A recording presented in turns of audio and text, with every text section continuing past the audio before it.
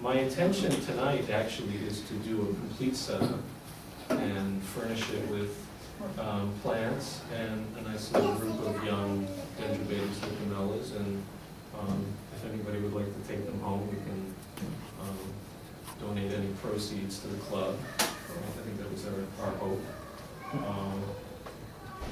And I also have, I brought a clutch of eggs and a group of tadpoles, just so you can see sort of what the process is in the reproductive cycle. Because I think around here, when you think of amphibians and the way they reproduce, like a bullfrog might lay, 5,000 eggs. Here, lucamellas, or my lucamellas lay clutches like 3 eggs. So it's a much slower cycle, and the tadpoles generally take about 4 months to metamorphose. They're cannibalistic, so they'll have to be raised separately, and I have to do weekly water changes. So I have about 400 tadpoles right now. It's murderous. And I have to raise, I have to raise 2 or 3 different species of flightless fruit flies, and I have to raise over 300 cultures at any one time of fruit flies. So it's pretty brutal, up to probably 60 hours of work a week, just like yeah. So I'm looking for helpers. I have a bunch of. We got plenty of kids here. Yeah, I know. Anybody live in the Greater St. George neighborhood? I have a bunch of different books. I'll pass out. You can look while I'm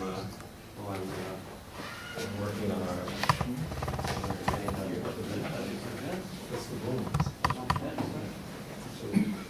Well, the thing I love about amphibians is the whole change. It really is that they go from one completely separate life form to a totally different life form. It's really an amazing. I mean, it's nice to see it.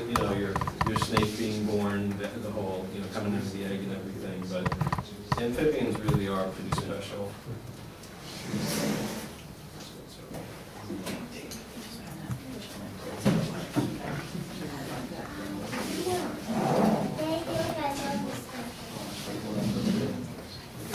So really, the trick with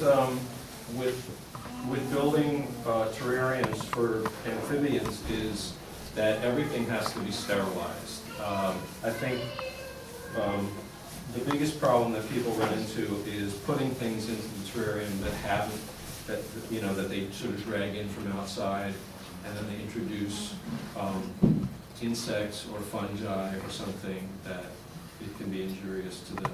Because the amphibians, as I was saying to some people, just the car ride over here could, lead to losing some of these guys. Sometimes I think just looking at them, you kind of have to look at them like a little sideways. You don't want to stare at them directly. It's like looking at the sun or something. So I use such sort of general materials, like this is Miracle Grow potting mix that you can get at the Home Depot. But I sterilize it in the microwave for 15 minutes. How do you do it? I use that as a base. Some people, if you go on like Dendroboard or some of these other sites, you see people get incredibly complicated with their terrariums and enormous setups and paludariums, and they have way more time than I do. Water features and as I was saying, if you go to like this Museum of Natural History or other places, they try to put many different kinds of frogs or many frogs in a single terrarium, and it never works out because they're way too territorial. So that's a big mistake. With the species that we're working with here, the lucamellas, as juveniles, you can put more than 2 in a terrarium. We're putting 4 in this terrarium, which is great when they're young. And lucamellas will even get along as adults. They just won't necessarily breed really well as adults. Is that distilled water or is that? Yeah, that was my question. Your water source, where is it coming from? New York City water is actually really, really good. For frogs, it's just age. Just let it sit. And till how long? Chlorine is dissipated. We've had that discussion on the Denver board. That's the great thing about some of the forums, is there's some really good technical people that you meet. Apparently, it takes 6 months for chlorine to actually dissipate from tap water. So I only let it just sit for a couple of days. I don't think it really matters that much, and I think the fluoride is really good for their teeth. It's all, for me, it's been almost a matter of like trial and error, that it's all worked out. So we're good with it. I spoke to a guy that was doing the croquettes, the ones that come from Puerto Rico. Yeah, I have a cookie. Okay. He's really loud.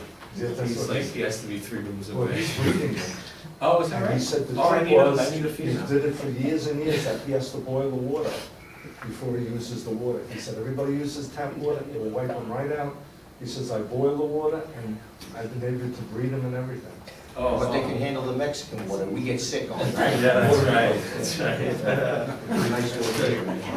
Yeah, no, the way I got the cookie was a friend of mine ordered a collection of plants from Puerto Rico, It was in a and the plant. cookie ended up, Because they're not allowed to, they're not allowed to take them out of Puerto Rico. the cookies.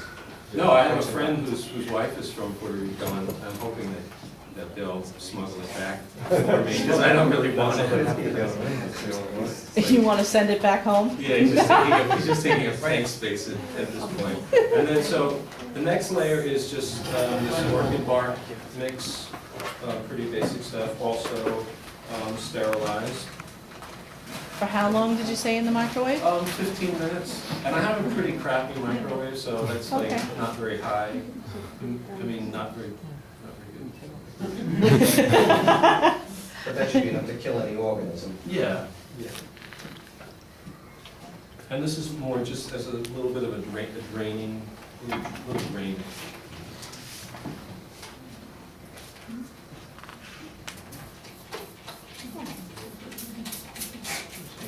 As the little males age, you have room to many tanks in the farm? No, all of my breeders are in 10-gallon tanks. I mean, I get into arguments with people all the time. Some other people want to use, big 40-gallon breeders for all their pairs. If I had to have 40-gallon breeders for 100 pairs in my house, I mean, I have even my bedroom, my living room, my dining room, my kitchen, my frog room. And you have a very warm, moist house. Yeah. Yeah. Well, that's the other thing about these, is that in the wild, the temperatures are pretty high, but in the house, the tanks the temperature really can't go above 80 for these guys. I think that what happens is, because we need the tanks to be closed with humidity, that if the temperatures go above 80, the decomposition of the materials in here starts to allow the carbon monoxide or the carbon dioxide to go up pretty quickly. And if the carbon dioxide goes up, it can kill the frogs pretty quickly. So I think that temperatures between 68 and 80 are ideal. So I actually, in my frog room, I have to use an air conditioner, most of the